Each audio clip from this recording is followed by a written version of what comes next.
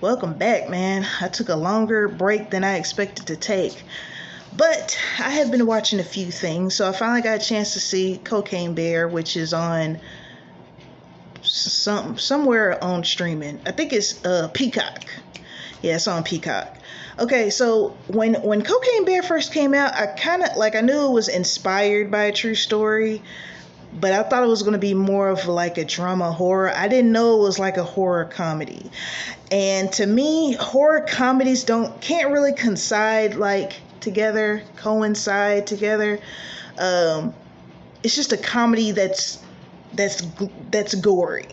Okay, so my expectations ended up being kind of let down a little bit because I was expecting like this serious drama about a bear that got addicted to cocaine. So pretty much the story is this bear found some drugs that some drug dealer or someone who is helping the drug dealer sell it or whatever found it in the forest and kind of went on this rampage of killing people and looking for more coke.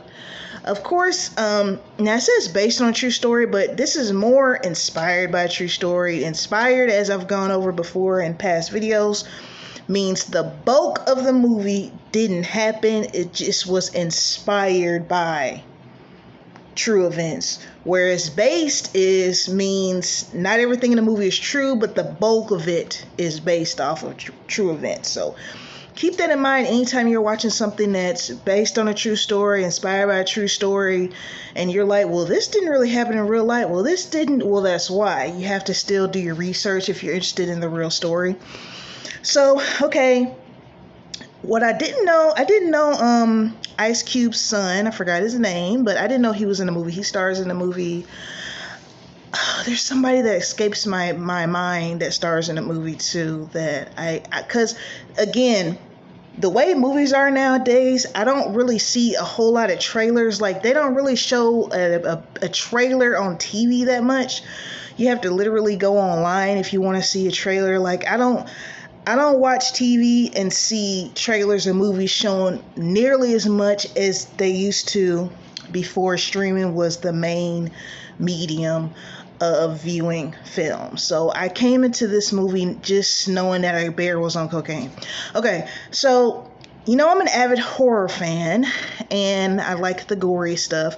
I couldn't get past the bear looking fake. Like, the bear was like totally like computer animated and with a mixture of like maybe a bear costume.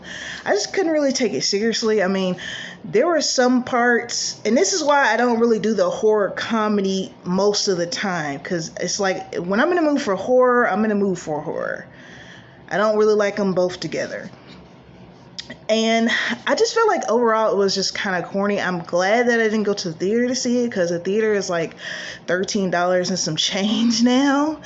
And I would have kind of been like, I don't know how I made it to the theater. And this is no disrespect to the filmmaker, to the director, screenwriter, whoever. This is my personal opinion.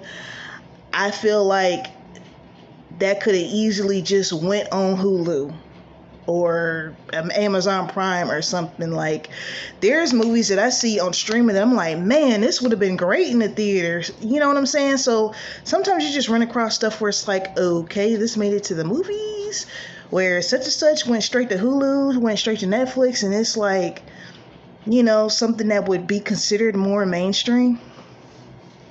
I tried to keep up with the storyline. Like, I know there was more than two people involved in this drug thing. It was Ice Cube's son character. There was another guy, this older guy and it takes place in the 80s. I will be looking up the real story just to see what happened. And I'm very interested in what made them want to make a movie out of this, especially 4 decades later, because I had never heard of this. Of course, I don't hear of every single thing that has happened in the world. I'm just saying, I never heard of it, the story of this bear getting on cocaine and whatnot. So this is going to be a very short movie because, like I said, I wasn't really into it. It's side. But if you want to watch it, it's on Peacock. I don't know. Are movies going to DVD after they've left the movie theater for a while. I don't know if anyone knows that. I haven't watched a DVD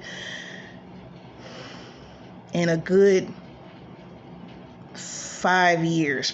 Like, it's been a while. It's been pretty much just streaming and regular TV, you know. The days of DVDs are kind of, and CDs are kind of, may not go away completely, but it's definitely not the main medium of viewing entertainment now. So anyways, thank you, my 30 subscribers, for sticking in there with me, and I will have more content coming. I'm actually going to watch 2 movies. I watched one, came out in 1977, and the remake, which came out in 2018, and we will be comparing those next video. All right. Until then, as always, peace and blessings. Bye.